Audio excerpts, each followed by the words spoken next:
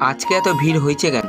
তো হ্যালো বন্ধুরা, আজ সকাল সকাল ঘুম থেকে উঠে বেরিয়ে পড়েছিলাম। আজকে যাব ঘুরতে একটু। তো অটো করে শিয়ালদার দিকে আমরা যাচ্ছি। তো শুভকে বললাম, শুভ তুই শিয়ালদায় চলে আসবি। তো এখন শিয়ালদায় পৌঁছে গেছি। তো শুভকে ফোন করলাম আমরা। তো শুভ বললো আগে তুই টিকিট কেটে রাখ, তারপর আমি যাচ্ছি।